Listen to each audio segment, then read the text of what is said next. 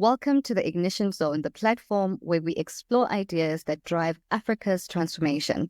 Today, we're tackling a critical issue, poverty, one that affects many of Africans. South Africa, despite it being a middle-income country, has high poverty rates worsened by inequality and unemployment. But poverty isn't just about income. It's multidimensional, requiring evidence-based interventions. Joining me is Dr Pali Lehohla, former Statistician-General of South Africa, who has dedicated his entire career to using data-driven approaches to measure and tackle poverty. Dr Pali Lehohla, thank you so much for honoring the invitation and welcome to the Ignition Zone podcast. Thank you very much, and thank you for venturing into this very provocative space where advocacy is needed on a daily basis, especially given the challenges that we have, and bringing this to the attention of society and policymakers and all of us, because all of us are patriots. And we are not doing this because it's glamour for fame, but it's actually using our knowledge basis on what we have to do. And those approaches could be different, but at least agreeing on the facts themselves and characterizing them appropriately takes us to 90% of solving the problem. Yes, and I think you're 100% correct, because that is really the goal of the podcast, to provide actionable insights such that we are able to really align on what needs to be done. But let's start with your experience and study in multidimensional poverty. Many associate poverty with only income levels, but your work shows that it's far more complex. And so really the question for me is, can you explain what multidimensional poverty is and how it differs from a traditional way of looking at it from an income perspective? The answer to that is a year explanation. Time to be taken almost a year in explaining it. Let me be a bit cryptic and take you through a journey of what it is, how it evolved, how now we succeeded in making sure that multidimensional poverty became one of the indicators, or at least one of the measures that have been accepted by the United Nations as Sustainable Development Goals. And it is used as looking at Goal 1.2.2. And it was a rather long journey that took almost a decade to arrive at that being accepted. It preceded the UN SDGs, and they took a lot of energy to put it through the Statistics Commission to a point where the Commission then accepted that as a measure. I had a little part to play there while I was Statistician-General, and after I left Statistics South Africa. Being part of an associate at Oxford University, and a person who was working with Oxford Poverty and Human Development Initiative, chaired by Sabina Alkir. And it's anchored on the Alkir-Foster method that they developed to address the philosophical question and the practical question that Amartya Sen identified, that poverty is multidimensional. And he said people are battered in all kinds of ways in their lives. The way to go about this is to acknowledge that poverty is multidimensional. And therefore, a framework that is multidimensional is necessary to address this. So this is Amartya Sen's perspective. The Nobel laureate and Sabina Alkir and James Foster came with tools and propagated to measuring poverty multidimensionally, which includes income. So in South Africa, we were approached by Alkir around 2010, and I had a whole journey with them over the 7 years that followed in my tenure as Statistician-General from that time when I met them. And I continue to be part of them now. That's about a journey of 14 years to try and deal and ensure that we understand that poverty is multidimensional. One of my wishes is that when the finance minister presents his budget, he doesn't only give us the GDP measures, the prospects, and all that kind of thing, But he puts on the side by side in the Red Book, by how much we will have reduced or addressed multidimensional poverty. Yeah. Because then we'll be addressing real issues. And in the multidimensional schema for South Africa, we have 4 dimensions. The one is employment, which is a measure of economic activity, which is employment. We have social indicators such as access to water, access to sanitation, access to electricity, and all that under the dimension of social dimension. And then we have a health dimension, which looks at mortality. The main indicator there is children dying under the age of 5 in the household. And the last measure is education. The dimensions are 4 in the South African case.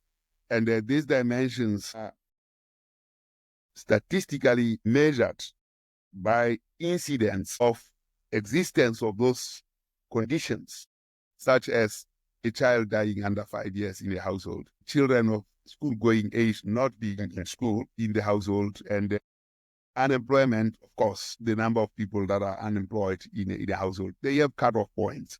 And then when you put these dimensions together, you really get some interesting magic. One of the things that we did in StatSA was to ask society, what are the priorities? Very interestingly, the priorities came up, and of course, if it was during ESCOM time, ESCOM would have come highest, electricity that is. They came as, unemployment, high electricity tariffs, there was a third one, and then education came as number 15. Wow. Now, when you have a society which looks at education as priority number 15, politicians, when they go and campaign, they're not going to campaign on education. They are campaigning on these other things that are important, hygiene issues that are important, but account for very little when we have to address national challenges. Yes. And that's where the disconnect is. The political economy is unconnected with society, but society's articulation and conduct in the way they create priorities, unless it's put through a systems thinking, will always miss the seriousness. The nuggets will go for symptoms instead of the real cause. Only when you do the scientific work of analysis of multidimensional poverty, you realize that unemployment, yes, it stops, but education is second. Unlike the popular view of a survey that says education is number 15, the analysis shows that education is number 2. So that disconnect of perceived needs and felt needs is dissected and then presented in its real impact in the multidimensional poverty. I think we could take a pause, and then I'll bring the screen up so that you can see what I'm talking about. Because otherwise, if you don't see these things in graphical form, they don't make a lot of sense.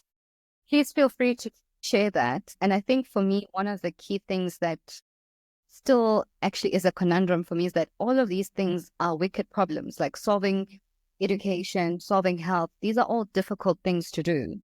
And I'm just wondering, whether South Africa and actually Africa as a whole is geared up in terms of prioritization. So firstly, to the point you spoke about education being number 15, but also in terms of what exactly are the steps that should be taken to deal with these different elements of multidimensional poverty. Indeed, it is very important to delve deeper into the analysis, because otherwise, if we become a bit flippant in dealing with these things, we'll never really get to the main things that have to be attended to.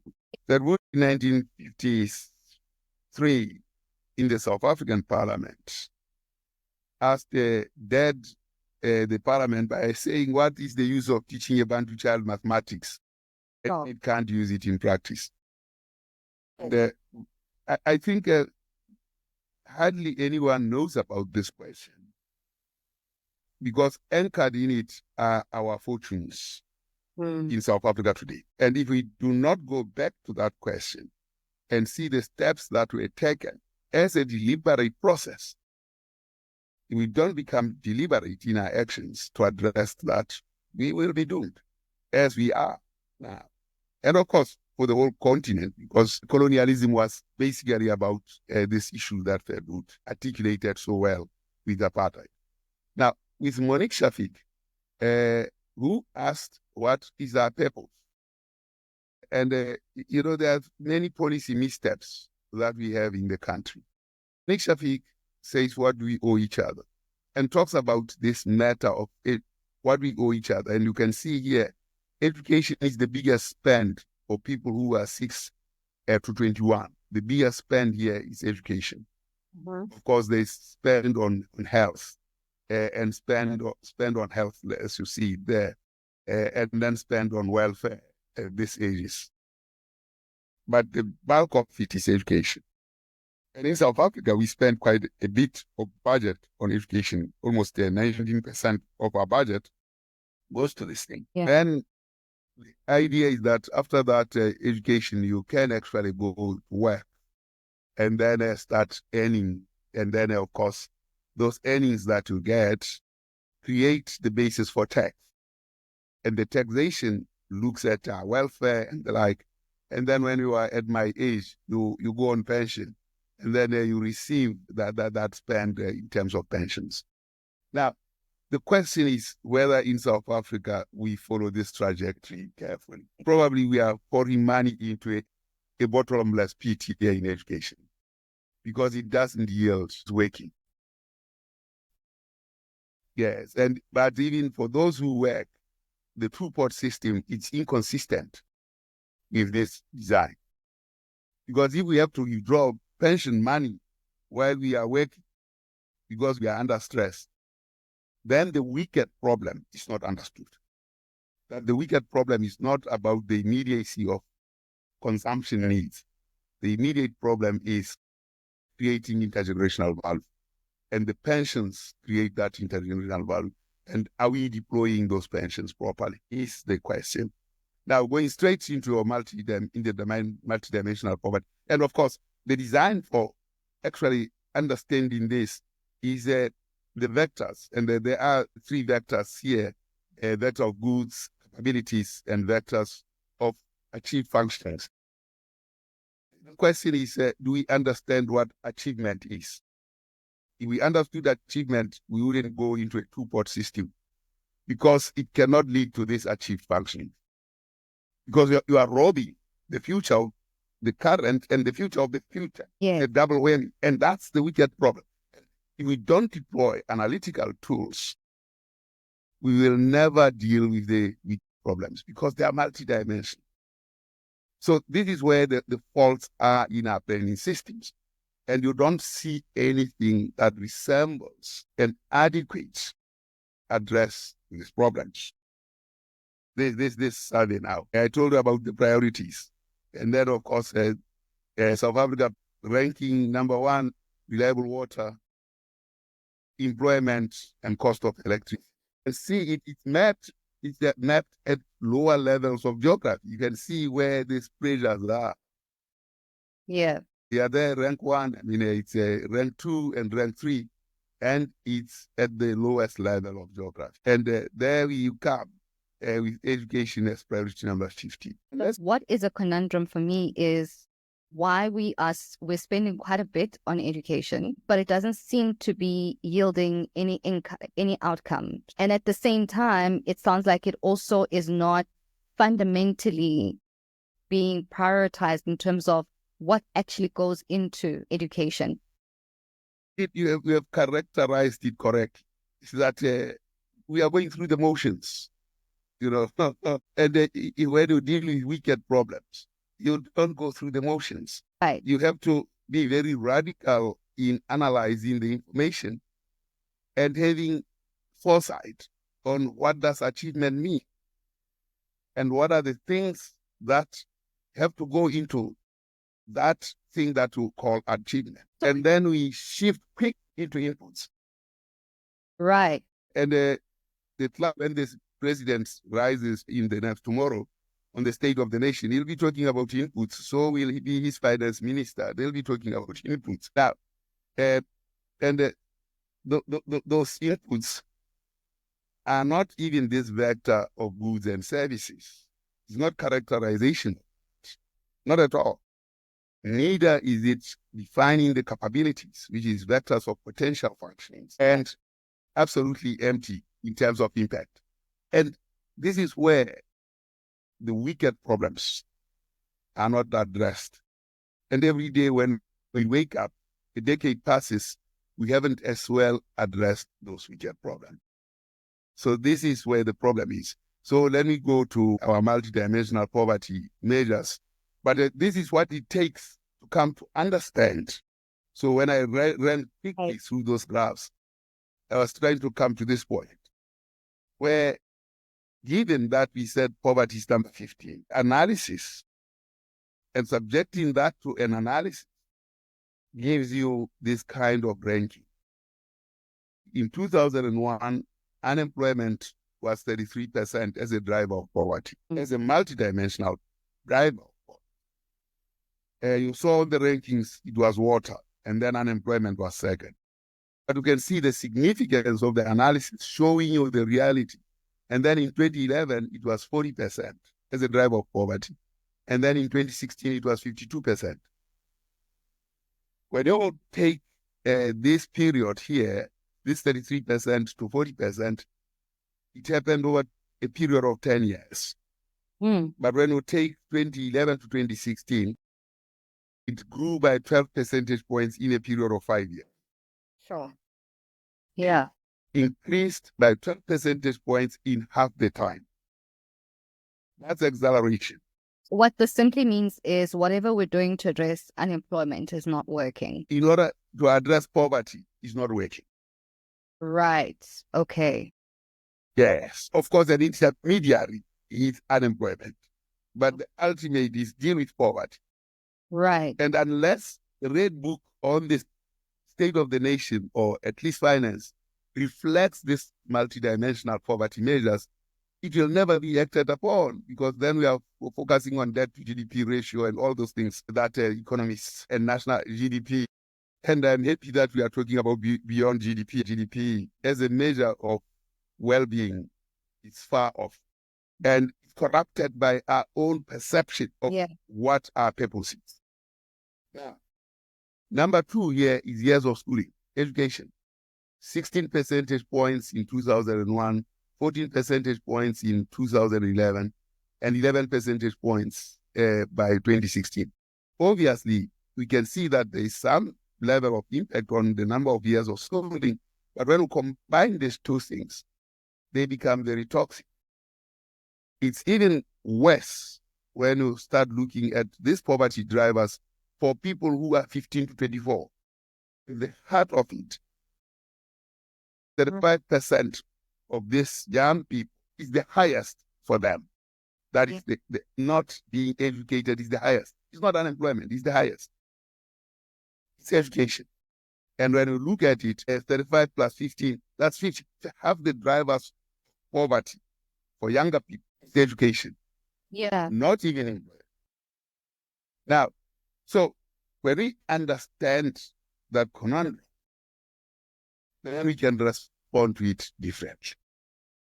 That at the core is not education, is priority number 15. The core for younger people, providing the necessary skills for livelihoods, is the main driver of the multidimensional poverty. It's not sanitation, it's not, of course we are worried about the sewerage, but the absence of the skill and the art to understand is really what is necessary for us. And your podcast is very important for this. I want to move to another screen. Because the Statistician-General has just released an important report. And this report talks to the same issues, characterizing it all the even better. And yesterday I was addressing the inaugural lecture of the BPI, that is, of course, a middle-class group that say, well, we we will fight Yeah. in order to make South Africa better. And the middle class, it's important. Because we are an impoverished middle class, as the data of the Statistician-General will show. The Statistician-General has just released the census of 2022, as well as the income and expenditure survey of 2022. This then will update to those years, because then we'll bring that data together, and then we'll generate multidimensional poverty, which is good in that it goes to a very small areas, lower than municipality. In a municipality, you can say, this is the multidimensional poverty manifestation in this municipality. As far as data is concerned, evidence is concerned in South Africa, there's no shortage of data in South Africa to inform the planning systems. So, but in both cases, we don't execute to solve them. So the ineptness that is faces us in all other ways. I'm not sure where the wheels actually come off, right? So it seems like we've got this measure. So we are clear there's stuff we need to do in education. There's stuff we need to do around energy and all the social indicators and health. But when you look at our healthcare system right now, for example, our public healthcare system, it's an absolute crisis. I just recently lost a loved one from simply things that could have been avoided. And my story is not the only one. But where do the wheels come off in terms of us addressing these fundamental things? I mean, there are big things that I think the country is pursuing, like bringing investment into the country and, all the stuff that you spoke about. But where do the wheels come off in terms of addressing simple public healthcare system? Things like kids not dropping out from school and also giving them the right education. Why is it that the rest of the world can really address things like education and we are just simply struggling? Where do the wheels actually come off? I think the report of the Statistician-General will be a very interesting one that he released on the 28th of February. I think that is very, very telling. I have not seen something that comes with such clarity that only the ignorant will ignore. I will share this other screen. See, these are panels of different population groups. There's a Black African here, the colored, the Indian, and the white. Where we should focus on is the purple and the blue, because that's the proportion of people who proceed to go into tertiary education. It technically counts post-matric education. As a group, you can see where blacks are. And they're 80% of the population. Here are Indians, they are 2% of the population, and here are whites, they are about 8% of the population. This 10% is the one that is most successful in terms of creating intergenerational value, because they have moved with almost a higher percentage, above 60%, up to 80%, at least when you look at the age group 20. 80% of those who get to 20 years of age will proceed into higher education. Now, when we have that kind of success, this is what 80% means. Amongst blacks, at age 20, that thing there is not 80%, it's far less than 80%. That purple and that thing is less than 12%. Amongst Indians, it's 80%. It's more than 80%. It's the east. And amongst whites at age 20. So that tells you the progression. So when we think about just the multidimensional factors that you showed us in terms of number of years of schooling and education, it matters that actually it's not just in schooling, as in foundation phase schooling. It matters that it's really also about tertiary education and getting higher order skills. That progression is so essential. This is where it counts, that this part, this raw material, has to come into tertiary material that then will enable the functionings. If we can't define what those functionings are, right, it is in the systems. And I'll go back to what I wanted to talk about the report of the Statistician-General. And the report of the Statistician-General is important in several ways. I started with the Verwoerd issue, which is that legacy. And we can see the manifestation of that, the success of execution of that concern in all walks of life. Yeah, this is deep. Yes. In 1953, and then asked that question in Parliament. This group here, the Indians, the colors, and the blacks were sitting together here. The whites were already 90%, they had grade 3, and they went on to do grade 10. But when that statement was made in Parliament, it was a defining moment, and that defining moment is captured by the Indians. And we can see how they actually changed the trend. What we need to do is to ask the question, why did the Indians behave the way they did? How did they do it? And the Statistician-General report that he released this year, 2025, on the 28th of January, shows that which the Indians did, created intergenerational poverty. And we have to confront what they did so that we can understand what we need to do. Now, if we are so shallow in the definition of functionings and understanding poverty, it's impossible to address these wicked problems. As you said, we are dealing with wicked problems. They are very wicked. Now, this graph here that you are seeing shows the progression of people into different levels of education, from primary to secondary to higher. Look at the proportion of whites that have higher education. Look at the proportion of blacks. This green inner circle is... This is a proportion of whites. This is a proportion of blacks. This is 80% of the population here. This is less than 10% of the population. In 80% of the population, we don't have this kind of design here, which looks more like South Korea. So this is the problem. Now, given that problem, when we go forward into tertiary education, these graphs are telling, if it is going up that way, you know it's success. If it is going down this way, you know it's... and this is as of 2015, I did an analysis of the census of the Statistician-General, 2022. You can see where whites are going, where Indians are going, and where blacks and colors are going downward. So the majority of the population actually remains without tertiary education. Absolutely. And now the problem with that is this in the evidence. And the evidence talks to the policy, not missteps. But, at times you really say, well, Tresna's policy missteps. Sure. The report of the Statistician-General says that South Africans spend 3 trillion rand a year. That's the amount of buying power that South Africans have. 3 trillion. When I was at primary school, the teacher, Amartya Sen, used to say that the money of government is big, is this size. Now, I'm looking at what are the reinforcing practices that reinforce their root and legacy. Right. For the first time, in 2006, buying power of Africans, black African, was 41%. That of whites was 45%. Right. They had 8% of the population. This is 80% of the population. They had more buying power than the blacks. That is the aggregate, not per capita.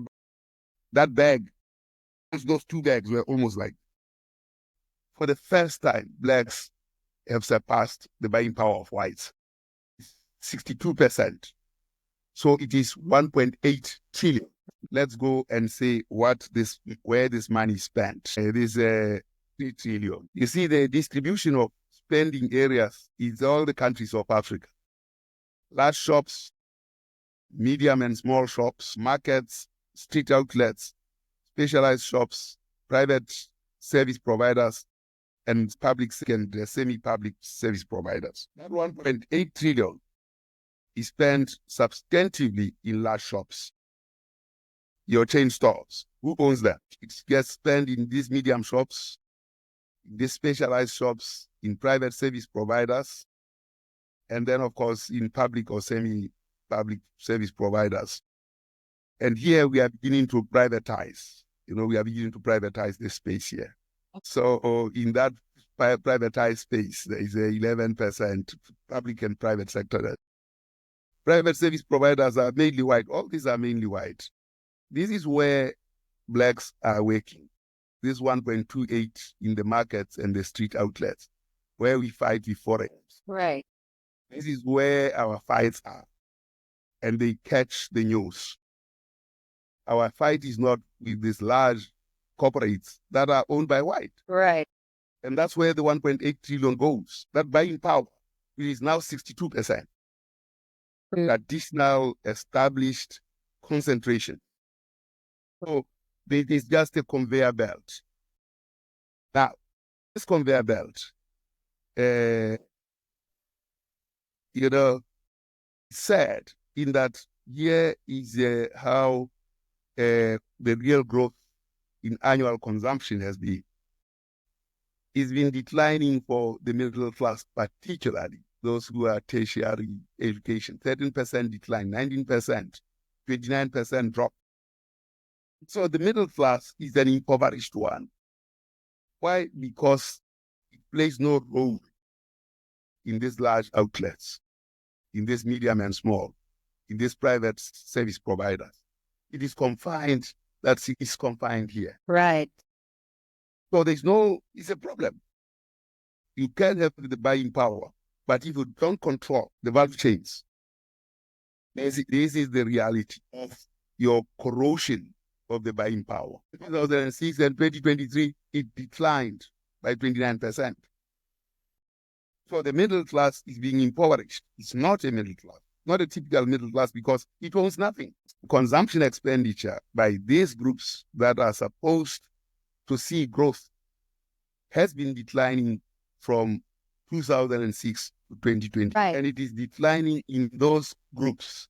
That means there isn't anything that is investable. They are not growing in their expenditure. They are declining. They are up to here in debt. And that causes another cycle. So you basically get trapped in that cycle. This is the discussion that the country has to have with that income and expenditure report of the statistician. Understand that the situation is more perilous than we ever estimate. How is it possible that only households headed by those with no schooling and primary education experienced any real positive growth in terms of consumption expenditure? What is driving that? It's grants. Right. It's grants, and they have been growing. Now, here, you've got to step back and look at economics and think, put on an economic head. And there, you have to think about Keynes, Maynard Keynes. And in that space, when you think about Maynard Keynes, you'd say, given the posture that we want to take on grants, we actually have to be a lot more bold in converting those grants into investable capital. Right. And then creating a cycle. That's what Keynes said to Roosevelt, and that's how they started the Marshall Plan after World War II, Right. where they created the money that became investment. We have the same bag of money. We can create it to be investing. And people can still get grants, but those grants have to go through a loop of investment. And then they can use the grants to buy products of those investments. Right. That's an interesting thought. What you see here of the 1.8 trillion is driven by grants, but those grants, that money goes back to these large shops that are white. And that's where you see a conundrum of Maynard Keynes and Milton Friedman. Here we see profit is good. You go in as a private sector to get profit, but you have almost a Keynesian kind of investment or Keynesian kind of delivery going into a bottomless pit of Milton Friedman, where this money is harvested by profiteers. So we have a serious conundrum in our policy space. There are two things that come to mind here for me. The first one is then the role of entrepreneurship, because then that becomes almost the next thing that we talk about, because we're saying basically even the income we have, we're not spending it in the right places. So, what does that mean for entrepreneurship and Black-owned businesses? as a way of breaking that cycle? Is it a viable option? Have we done it properly? Or is there an area to improve there? You see, if we don't map this thing through systems design and design thinking, and that map I showed of functions, we are not going to get this right. And that pushes us straight into policy. As government thought through this policy that is pseudo-Keynesian, but deeply steeped in Milton Friedman's profit fundamentalism. So we have provided the elite in a space that sucks everything about everything that public service is trying to do, and it goes straight into private sector. So even when the blacks have massive and higher than white buying power, that buying power goes straight into white pocket. So whether the government of national unity is conceived around addressing racialized capitalism or just endorsing it, and I will argue the latter, that it is endorsing it. The evidence is very clear. So what is happening?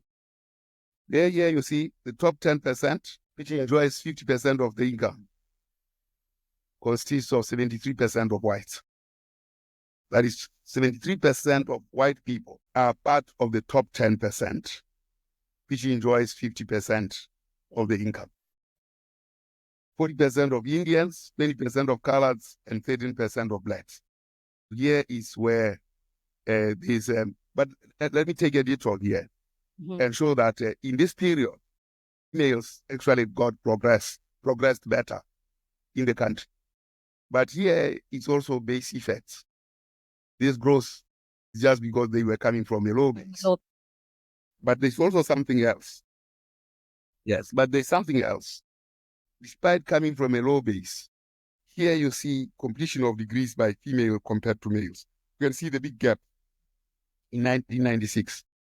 You can see that gap closing by 2001. And that gap, actually women coming above in 2011 and totally taking over by 2022. And that gives you how the income distribution has occurred amongst them over this period of time. This is what has happened in this period of time. This is what is happening in the system. So we have a serious problem that is very, very fictitious and absolutely hilarious, to say the least.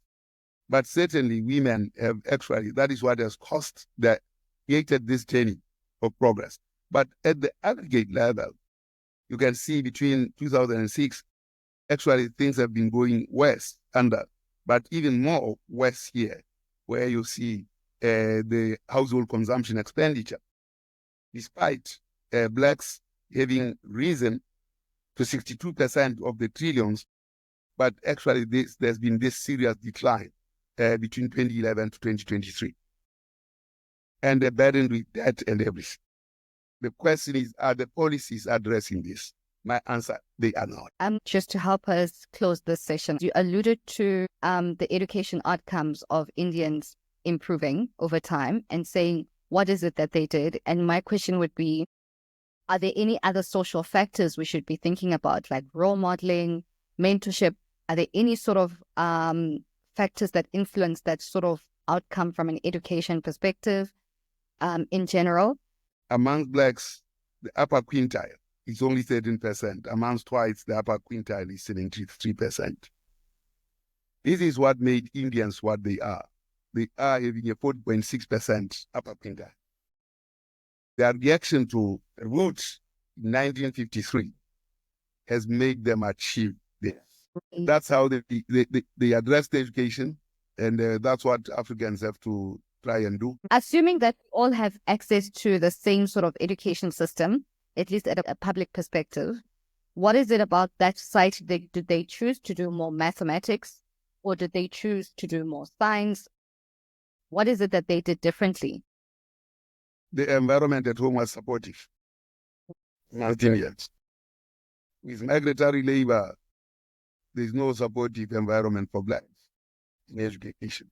And the defining thing in there is that 62% of fathers say they are married, against that 1% of mothers. That statistic must sink in the minds of this country. The wives have two husbands. Two husbands. And how does that work? Well, that's the thing that now we have to go into and say, here's a statistic that is startling. What does it mean in real life of the mothers? And for women who are 15 to 49 years, they will have an average of 4 years in stable relations.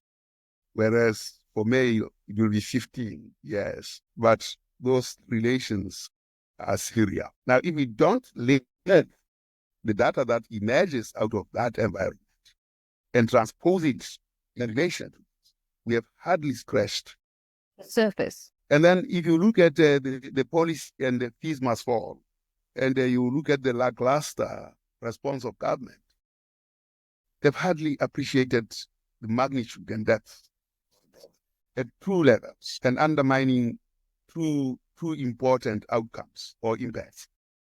The first impact of a lackluster response to fees must fall undermines nation building, where you start saying, let's pay for the poor and leave the rich.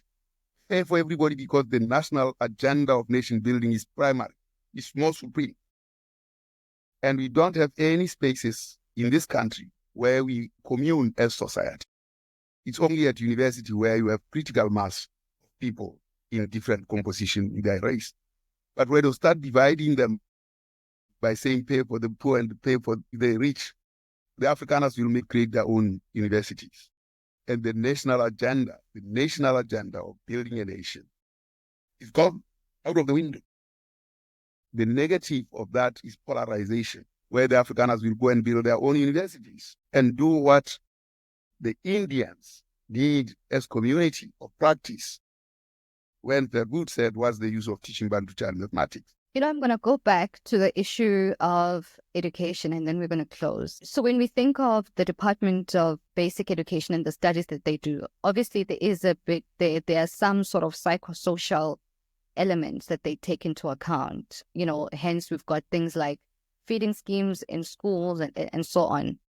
The question is, in terms of building homes and building families, is there anything they could actually even do about that? Or does it come back to things like spatial planning, like addressing those sort of things from the past? Or is it really to allow citizens to just govern themselves and hope that they turn out as good citizens? When policy is numb, the statistic I've just talked about, and it's numb, the response is poor, it's hopeless. The combined income of the parents is said to be the determinant of whether you will be paid for or you'll be supported or not supported. When you get to university. Yes. And then when you look at that statistic of 60% of fathers, the father to that child, and 30% of the mother to that child, say they are married. Have you understood the implication of joint income? There's no joint income. There's no joint income, yeah. And then what happens? What happens is that you put that woman and the child at the mercy of this man, and gender-based violence will never end. So unless you actually digest these numbers and understand them well, you will have this rabbit hole policies where you try to behave like a Keynesian, yet you are steeped in Milton Friedman's market fundamentalism.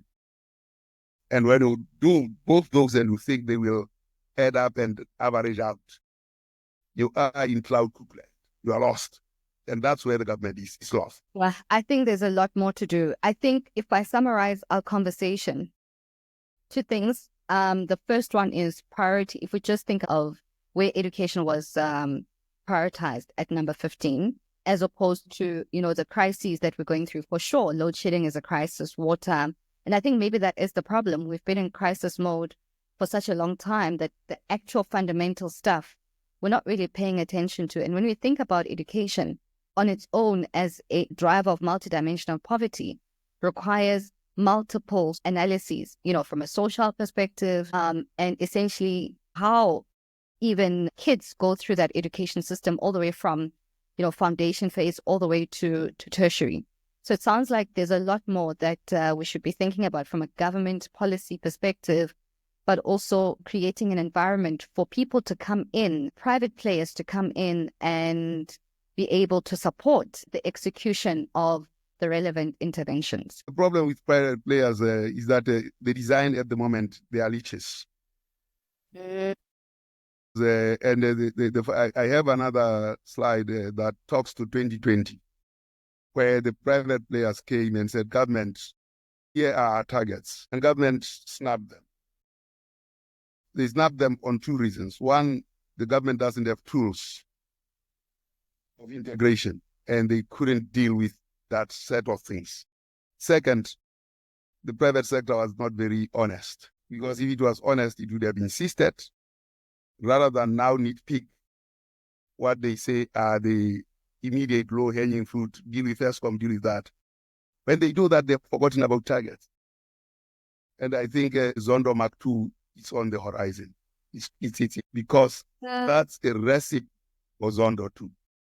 However, if government had actually accepted business and say, let's sit down and focus on the targets, many people have done modeling, including the one that I work for, ADRS, Applied Development Research Solutions, including the University of Stellenbosch that used the same model, Professor Muleko, Nthabise Muleko, and Mark Swelling, actually provided a pathway in which government can engage with all stakeholders, including the private sector, in a systematized way in order to achieve the targets that business was talking about. That study preceded the coming in of business, and it shows that the targets that business was talking to are the targets that we project are possible. And without a pathway, which is where I started around functions, if you don't define that, you'll be lost, and your eyes will be attracted this way and attracted that way, and then it will become worse, and it is worse. Dr. Pali, thank you so much for your time, and thank you to all our listeners for tuning in to this episode. I look forward to so many more of these conversations because I feel like we've just scratched the surface. So please expect another invitation, Dr. Pali. Thank you so much. Thank you very much.